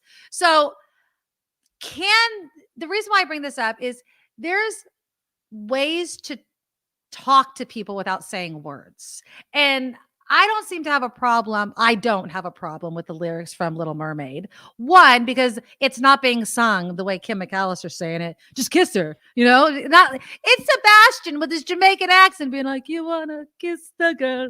I mean, that's the point, is that and she's looking up and she's looking at him and she's making doe eyes at him. You know when a girl wants to be kissed. Right. Now, the problem comes when men see it everywhere. Oh, she wants it. And even if she doesn't want it, she wants it. Women, the mentality of no means yes, that whole thing. No, you could tell if you're really paying attention to a girl, she is not looking at you. Her arms are crossed. Her legs are crossed. She's facing away from you. She's pulling literally away. She's not saying the words, but her body is telling you everything you need to know. That's the problem. So, Natalie says, a drunk lady kissed me on the lips at a professional dinner mingle event without saying a word. I did not appreciate it, and it was definitely without consent. Nothing fairy tale about it. Yes, absolutely. That's awful. And Natalie, also the drunk part. I will never forget President Biden before he was president. I think he was vice president, possibly. He might not have been. I don't know. He was talking to a group of men. I want to say they were in the military. They were in college. I think college. And he said, he's straight up said, he's like, if she is drunk and passed out and you're having sex with her, you are raping her. And I could not stand up. He said it straight like that. That's not a violent crime in California. It's ridiculous. So that's the whole thing. It's like, if there's like Natalie's case, if they're drunk and okay, I know that drunk girls can throw themselves on boys and like stick their tongue down their mouths and all those sorts of things. I understand that. But if a girl is drunk and you don't know her, and you should protect her and get her home safely. I don't know why the hell you want to make out with some sloppy drunk chick unless you want to take advantage of her. There's also apparently poor unfortunate souls. I was just going to tell you that. Yeah. Yes. So there's a problem with that song as well. The word is The quote is, "We have some revisions for poor, unfortunate souls regarding lines that might make young girls somehow feel that they shouldn't speak out of turn, even though Ursula is clearly manipulating Ariel to give up her voice." So they aren't specifying which exact lyrics in each are being changed, but apparently Lin-Manuel Miranda is helping the original composer, Alan Menken, figure out exactly how to change it and what they want it to say. Okay, so here's one of the lines that Ursula says. She says, "On land, it's much preferred for ladies not to say a word." So that's the line. And so where is it? And then apparently, hold on. I want to make sure I'm getting this right. The men up there don't like a lot of blabber. They think a girl who gossips is a bore. Yes, on land, it's much preferred for ladies not to say a word. And after all, dear, what is idle prattle for? Come on, they're not all that impressed with conversation. True gentlemen avoid it when they can, but they dote and swoon and fawn on a lady who's withdrawn. It's she who holds her tongue who gets a man. Oh. Yeah, buddy. I didn't pay any attention to that. That's a lot. That's a lot to unpack right there. That is a lot to unpack. But how like much she's do convincing we Ariel about it, right? She's convincing Ariel. How much do girls her voice. kind of they learn these songs and they sing them over and over again? Yes. Right? But how much of it is just a fun Disney song versus how much of it seeps into our subconscious and we take that in? You see, it's just a funny song that gets stuck in your head. Who knows? That's actually the question, though, that I'm really asking. Yeah. I mean, who knows how much of this really sticks? I mean, when you think about, I always wanted the fairy tale. I wanted that love at first sight. I wanted that kiss and then I knew. I mean, where do these ideas come from? But then again, Luz says it's a villain planting a seed. So if it's from the villain saying that, do we buy anything she's saying? She's mean and evil. Everything she has to say is rotten. Right. And she's convincing you, like, oh, make this trade. Give me your voice. It's okay. It's okay. It's going to be okay. They don't want to hear you talk anyway. Now, on that, yes, of course, if we're going to take it on the literal aspect of it all, Ursula's the bad character, and she's telling this girl, it's okay to give up your voice. You'll still get the man. That message comes to girls other ways as well in real life. Oh, stop. Murphy agrees. Yeah. Don't ruffle feathers, sweetheart. You just give them a wink and a smile and you'll get what you want. Right? That's I get what everyone's saying. Oh, it's just a cartoon. It's Ursula. We shouldn't believe her. But those messages come from well-meaning people in real life too. And that's the thing that I feel like there might be a point, but I don't know. Changing the damn lyrics. I will go, poor unfortunate souls. I think there's a reason behind it because she's convincing Ariel. Right. That to make the deal, sign on the dotted line, give me your voice. She's trying to be convincing. In Kiss the Girls, I get it, although I don't know. I think I would go, I don't know.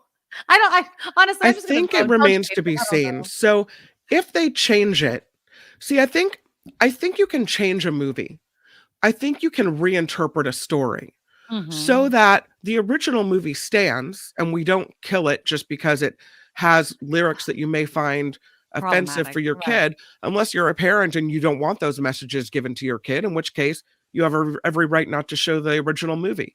But then you take the new movie and it can be a little different from the old movie. You don't have to recreate the exact same thing. We grow as a society. We, become more enlightened. You can have different lyrics in this new movie and still have the old movie stand. So but how do you have someone that has lost their voice? So, and Stars is asking, yes, she did not have a voice in the boat scene. She'd already lost it. She became a human, right? And so she's rewatch the movie. You'll get it. But so how do you have a movie where in 2023, a live action movie where a girl has physically lost her voice and yet can still consent and it be okay for a little girls to watch? I mean, you can't. The whole point is she cannot talk. Is she going to hold up a sign? Is that what we're going to get? I mean, this is getting a bit ridiculous. Don't do the damn thing then. Just be like, Little Mermaid, it's an old ass movie from antiquated ways. Like we look at other books and movies that do that kind of crap. We let it be as a example of where we were as a society back then, and that's it. And then we have conversations You about might Little Girl. hear the new song and adore it. I might. Or you might prefer the old one, and that's fine. Yeah, maybe. I mean, I'm not going to lose sleep over Little Mermaid's lyrics being changed. Right. But it does speak volumes to what we choose to focus on. You know what? I would rather keep Little Mermaid the way it is, but have real solid conversations, not just with girls, but with boys about consent, what it looks like, what it sounds like, finding your voice in real life, not in a friggin' Disney cartoon, but it is. Well, I'll tell you, if they put consent in a Disney movie and little boys see that, I'm just saying, like, it's just another tool to say, here's how it ought to be. Right. You That's don't just true. walk up to a girl and kiss her. Maybe Eric will go like this. Maybe he'll be like, "Can I kiss you?" Right. And she'll nod, which Right. is the universal sign for yes. And then they'll Perfect. kiss. But that takes away all of the that takes away the whole conflict of the Little Spontaneity Mermaid. and magic. We're not a Yes. spontaneity and magic society anymore. We're an ask first. Otherwise, you don't know what's coming your way, right? I Yeah, mean, I you guess. got to I ask guess. first. I don't know, man. We're now a consign the scent form before you have a one night stand, right? We're just I don't know. Yeah. I mean, you never kissed anyone you weren't in a relationship with, so I don't know. Or at least that I didn't offer some type of, you know, I know. obviously she's interested in me thing. It looks like I'm frozen again. Oh, I know. It's God. okay. You're happy though. You look really cute and you're frozen. Oh my God. We can hear you. I'll share this video here. We'll stop looking at Kim's frozen face and we'll listen to Ben Affleck. Now talk about something that was a bit of a surprise to a lot of people. Did you guys see this? Here's Ben Affleck talking about the movie Air, and we're gonna have Tim Sika on in just a moment talking about it. But look how well he speaks. La cosa importante a entender es que este no es la historia de Michael Jordan. Y también Michael Jordan no se aparece en la película. Es tan grande, es tan importante, es tan magnífico. No hay un actor en el mundo que la audiencia puede creer. Cuando yo digo, mira, es Michael Jordan, van a creerlo. Inmediatamente van a pensar, todo esto es mierda, es una película de mierda, no lo creo. Y destruyo completamente. Entonces, that's hot. Pero también tenía que dar Michael Jordan mi respeto. Y no fue pagando, no son sus derechos, no tenemos nada de él. Es importante para mí respetarlo, pero no fue a hacer esta película si él me dijo, no lo quiero. Go get it, Ben. Tú lo haces. Yeah. Entonces, tuve la oportunidad de hablar con él para una hora o algo como eso y le pregunté qué son las cosas más importantes de esto. So basically, that's Ben Affleck speaking what sounds to be pretty fluent. I understood most of it. Basically, what he's talking about is that the reason why you don't see Michael Jordan in the movie Air, which we'll talk about with Tim Sika in just a moment, is because there's nobody that could play Michael Jordan. Like Michael Jordan is just too the moment that someone would see someone playing Michael Jordan, it would basically be mierda, which is the S word, and no one would believe it. So yeah. I thought he sounded good though. Good. I thought he sounded great. He's more animated and more interesting when he speaks Spanish than when he speaks English. Yeah, I mean, I think that apparently he has spoken Spanish since he was like 13 years old, and it doesn't actually surprise me because I feel like I've heard that before that he spoke Spanish, but I've never seen it on display like that. And so, yeah. And I guess he corrected himself. He went from like Argentinian to different types of Spanish because there's different Spanish words depending on where you're from. So you think it's because he loves Jen, but apparently he's known it. He moved to Mexico for a year to film something when he was a teenager. I had not known that he was a child actor, but that's when he learned Spanish and started speaking fluently. And now apparently his daughter has been taking Spanish in school and she's really good at it. And he said, I didn't want her to be better at it than me. So I brushed up. There you Yeah. go. Yeah. Well, yeah, I keep telling my daughter, and I'll tell my son too when it's time for him to choose it. I'm like, choose Spanish. I'm like, grandma needs someone to talk to. I took so much Spanish. I took it in middle school. I took it in high Mhm. school. I understand it way more than I could speak it. Yeah. It's just me and languages, I swear. But when I hear it, that sounded really, really good. Okay, we have a couple of minutes. Let's do a couple quick headlines because we have Tim Sika waiting in the wings. He'll talk about air. I've heard good things, so I can't wait to hear what Tim Sika thinks about Air and a bunch of other movies. But first, let's get some headlines with Kim. Now, from around the world to up your street, the Nikki Medoro Show presents News Czar Kim McAllister. And this report could be sponsored by you. If you'd like to talk about sponsorship opportunities, you can email us at thenikkimedoroshow@gmail.com. I had a picture earlier of the two representatives that were taken out of exiled from the Tennessee legislature. There they are. The two African American men. White woman kept her seat. The two African American men did not. So here's the story now.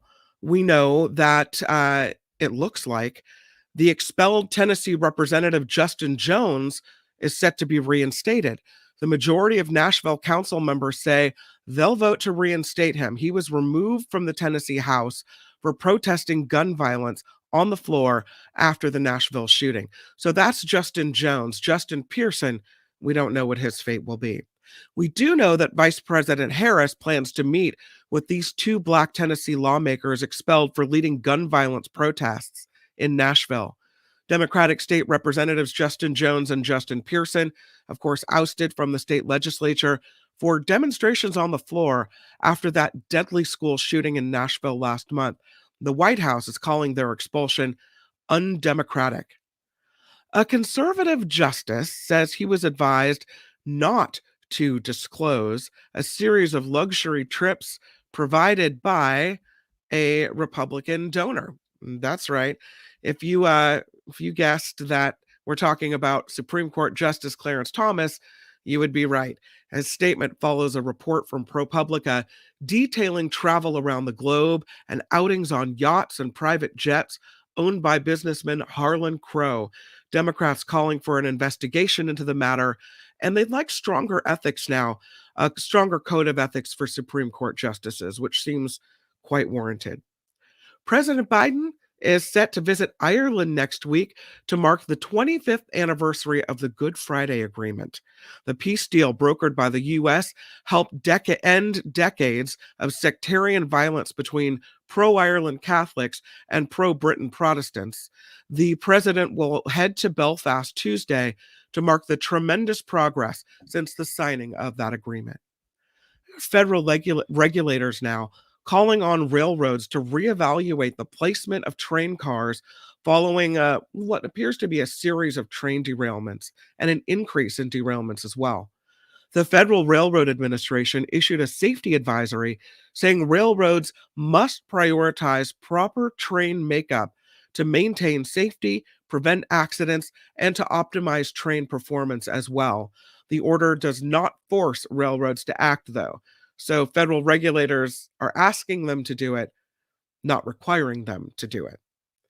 And the Masters is back underway after a brief weather delay. LIV Golf Brooks Koepka is the current leader at 12 shots under par and done for the day. So if you're following what's going on at the Masters, that would be the latest. And how about a nice story, a fun story for you? I don't know about this one. Is a toy alligator that has a new home at the Plano, Texas Animal Shelter after catching the eye of commuters on Monday morning. City officials received calls about an alligator in the westbound lanes on the George Bush Tollway during rush hour. Plano Animal Services arrived at the scene, found a realistic-looking toy alligator in the roadway. Animal shelter employees made the gator part of the Easter display in their office, so it has been moved to safety, even though it's not real. Okay. Thank you for being part of the Nikki Medoro Show community. If you would like to sponsor the show, we welcome any and all help. You can find all the links to that at thenikkimedoroshow.com. And even if you can't financially help us out, the website's a pretty cool place. So thenikkimedoroshow.com. And thank you for being here and being adorable. I'm Kim McAllister on the Nikki Medoro Show. All right, it is Friday, and we like Fridays because we get to have our friend Tim Sika join us to talk all about movies. And Tim, I know you were, I was hoping that you were able to hear Ben Affleck speaking some Espanol. I did. I did, a Spanish-speaking Ben Affleck. Now, how do I follow that? Yeah, right. I mean, he did a really good job, but he was talking about that movie Air. I have heard excellent things about this movie. Did you like it? Yeah, well, I should say what it is if you haven't already. It's a sports drama, and who doesn't love a good sports drama, huh? It's about Nike's, the company Nike's pivotal partnership with basketball superstar legend Michael Jordan and the company's launch of the Air Jordan sneaker. I remember seeing the trailer for this movie and I'm going, it doesn't look like there's a movie here. But anyway, back to this, the Air Jordan thing. It was a game-changing corporate partnership between Jordan and that company because at the time he was a rookie and companies like Adidas and Converse were bidding for him because he was very promising, but Nike eventually got him, and that's not a spoiler because I think everybody knows that. And that's really all I should say about the story and how the story unfolds. Probably sports fans already know the details. I didn't. I just knew the broad strokes. But bottom line, this was for me the most unequivocally entertaining movie I have seen so far this year. Oh, cool. It was well directed. It was beautifully acted by a physically gone to seed Matt Damon. He's really overweight in this. He's supposed to be. He's supposed to be. He plays Sonny Vaccaro, who is a Nike marketing executive. Ben Affleck, who directed this. He also plays Phil Knight in the movie, who is co-founder and chairman emeritus of Nike. Jason Bateman's in this, Marlon Wayans, Chris Messina, Viola Davis. Yeah. Sublime as Michael Jordan's mother. And really, Michael Jordan's mom was the real power behind the throne here in terms of all the negotiations going on behind the scenes to sign her son. The script by Alex Convery is terrific. I read somewhere where somebody described the screenplay as the best thing Aaron Sorkin never wrote. Oh, wow. and that pretty much sums it up. I mean, the dialogue is smart, it's pacey, it's fast, it's funny, it's quippy, but it's still believable as things real people would actually say in real life, even though you know this is a movie. There's suspense in the outcome. There's a real rooting interest in these characters. Like I said, the most entertaining movie I have seen so far this year, and the kind of film that I think would stand up to multiple viewings. Yeah. Okay, cool. Yeah, I want to see it. Now, does it need to be seen in the theater? Is there anything that's spectacular where it's... Well, you know, I always get in trouble when I say this. I don't think it's like a prerequisite to see it in the theater because most of it takes place indoors. It's almost like a play, but I mean, it's not static like a play. It moves. I mean, it's very, very entertaining. But I mean, I don't think it's available yet on streaming. You might have to wait for a while. Exclusively in theaters, probably. So. Yeah, and as a critic, you know, they will oftentimes send us. Screener links to view these things, but this was one they refused. They said, "No, you got to see. You got to go in. You got to go to the theater." Yeah. So all right. Well, yeah. I wonder if this is a movie that needs to be seen in the theaters, and that would be this new Super Mario Brothers. I'm already signed up to go see it. Yeah. Today? Yeah. Super Mario's movie. No, wait. Sorry. No, that's okay because you're gonna make some points. I think that I'm gonna make. I have a 9-year-old. Yeah, I know. It's based on the Nintendo franchise, right? The Mario video game franchise. And from what I gather, reading Variety this morning, it's going through the roof. It's raking in gobs of green at the box office in just the preview screening. So apparently it looks like it's going to be a massive hit for Universal. So how do I describe this? This is a loud, wild and wacky movie for kids with an emphasis on the loud. I saw it in Dolby in a theater. So you're just awash. You're awash in sound and sonics that endlessly are screaming, literally screaming at you for 90 minutes. Okay. The plot, should I tell you about the plot? It's kind of funny. Okay. Mario and Luigi are the two main characters here, of course. They're voiced by Chris Pratt, Charlie Day. They're plumber brothers who've fallen on hard times.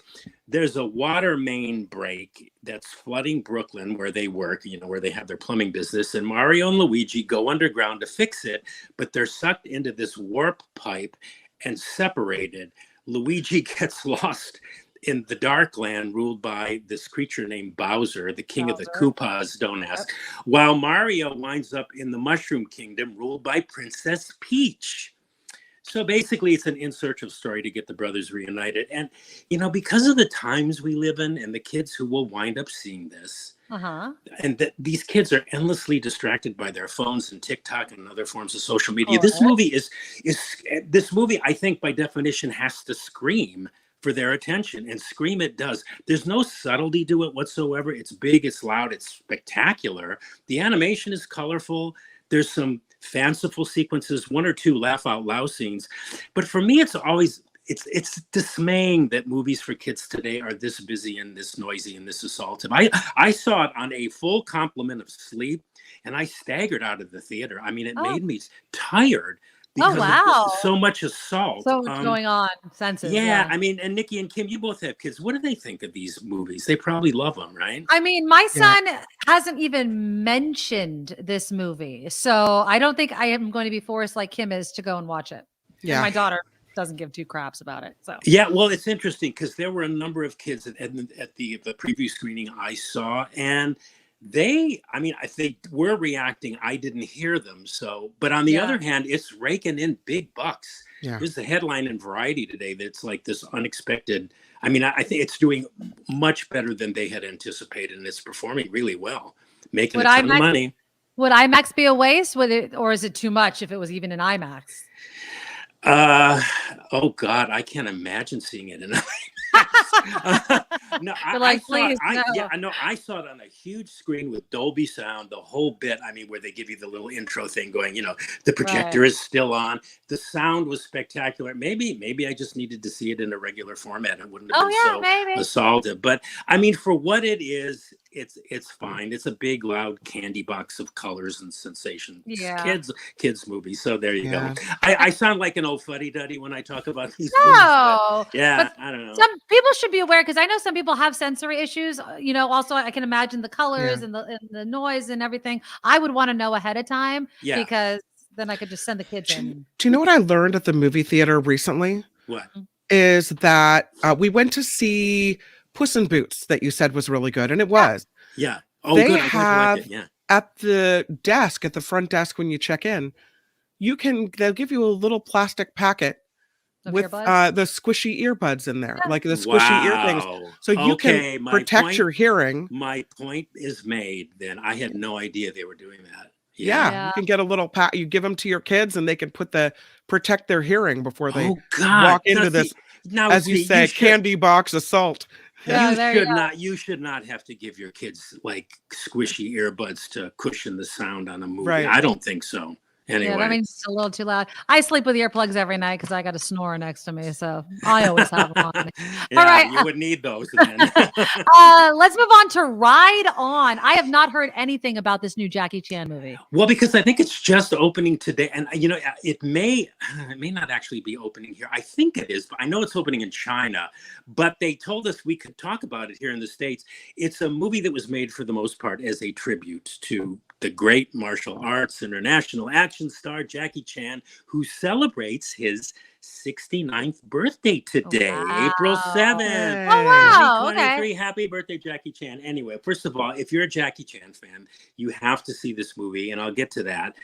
And as an aside, given how this movie is this unmitigated celebration of Chan, you would think it was like going to be his last movie or something, like he was given some kind of diagnosis, like he was going to die or something. But apparently he still has several projects in development. So anyway, Ride On, perfectly and metaphorically named. It's a story of a movie stuntman played by Jackie Chan and his stunt horse.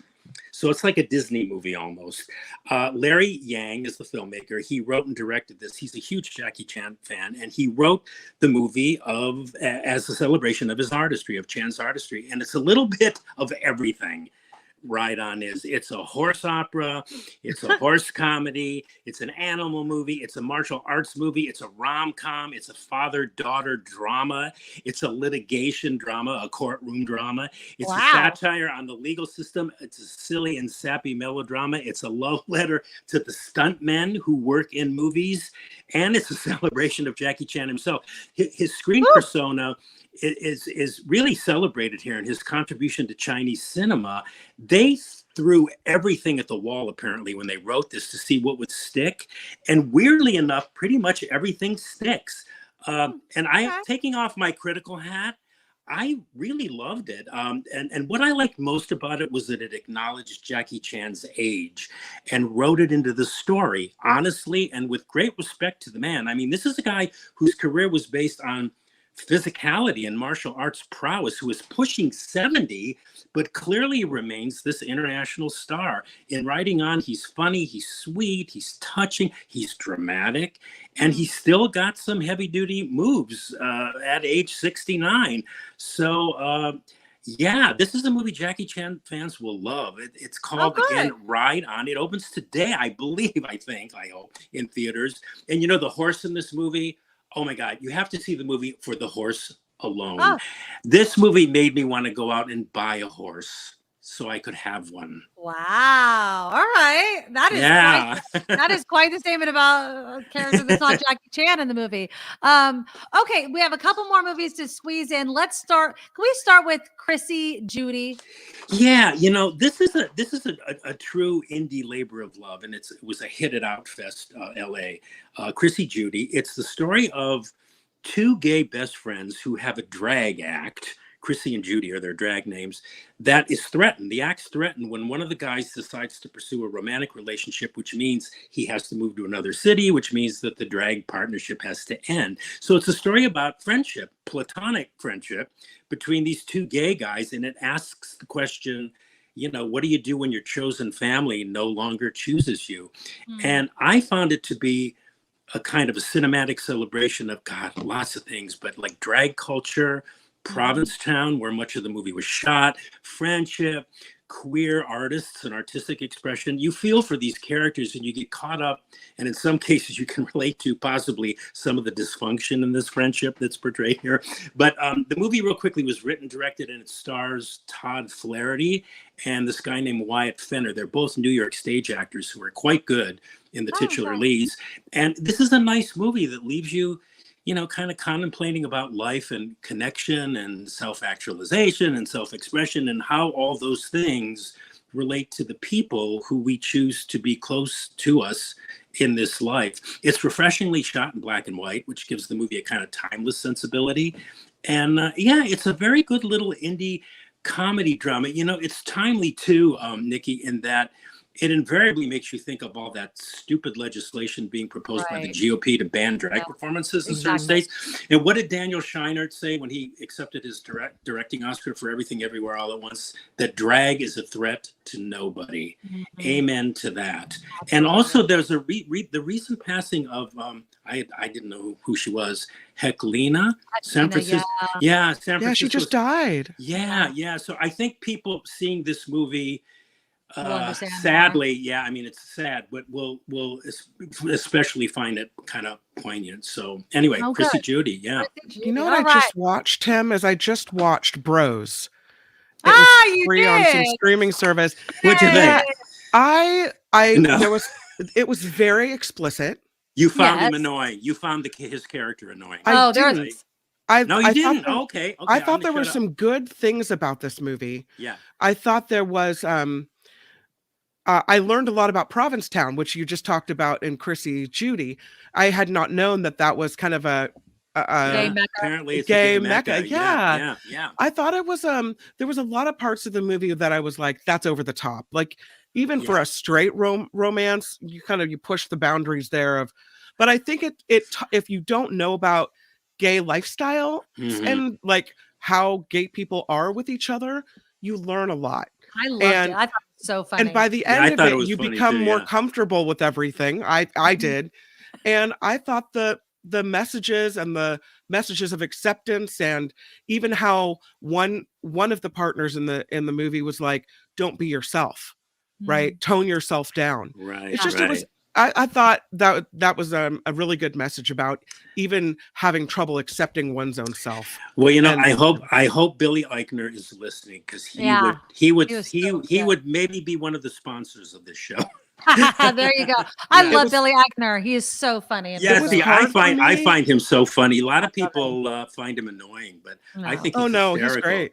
Yeah, I think he's it was hard for me to see a Hallmark guy kissing a gay person at the beginning. I'm like, but he's gay. But he's gay. I know, but I've only seen him on Hallmark movies. Yeah. So I had to get used to it. He's played straight in like 5 of but those he was movies. much more passionate when he was gay kissing than straight kissing, I'll tell you. Yeah, well, you know, when you're doing what you want, right? There you go. That's what he knows. That's right. All right. One last movie, which kind of cracked me up when I saw. I don't know anything more about it other than this, but we know what it's about.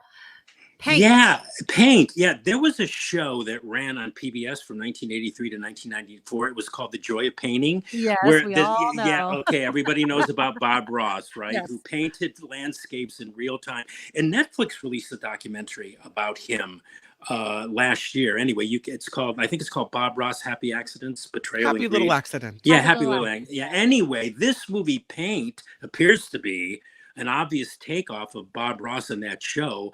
It's a very droll comedy. Owen Wilson plays this guy, this artist who has a PBS show called Paint. His name is Carl Nargle, I think.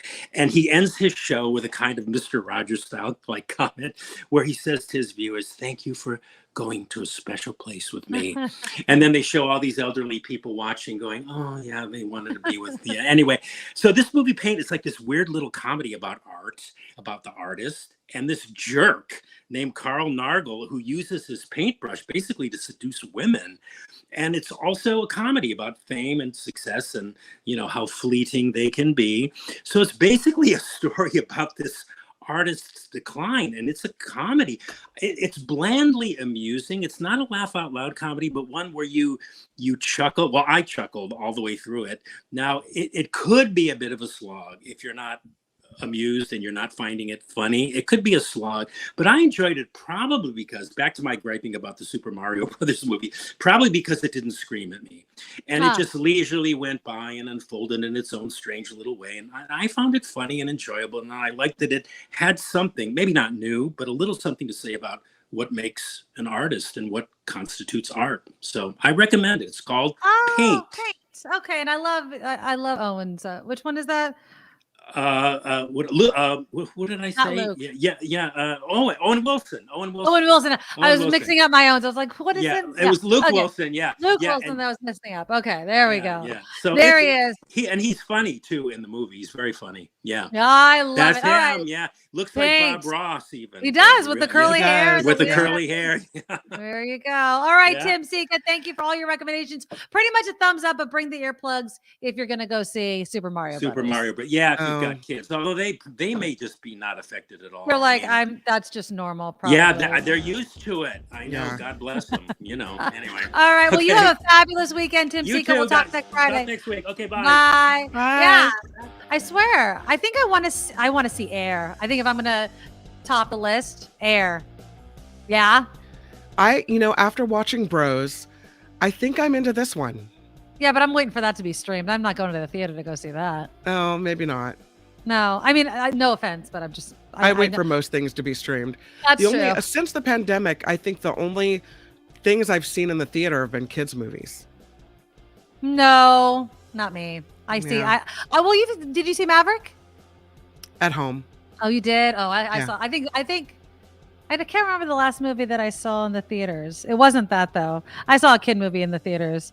Oh, I saw Smile in the theaters, which is a horror movie. You're such a freak. You're a freak lady. It's a very but good one. I love you anyway. I love you too. All right, everyone have a fabulous weekend. Please click the thumbs up to show your support of the show. Please subscribe if you're not subscribed. Please let your friends and family know. And if you could donate a little bit to become adorable, donate to our Patreon, we would really, really appreciate it. You could see the link right there. The NikkiMedoroShow.com has all the links to PayPal, to the merchandise, to everything, to past YouTube shows. to share with your family and friends. Thank you to whomever was giving a shout out on my shorts that I've been doing. I've been trying to do at least one, if not two a day. So just look under the videos on my YouTube channel, and I've been putting those up there. But again, love you all. Have a fabulous weekend, and we will talk on Monday. Bye-bye. Nikki, you're all so awesome. You're proud, like a beautiful blossom. You're all so the best. I really can't rest. You're all so awesome. Wow. Okay.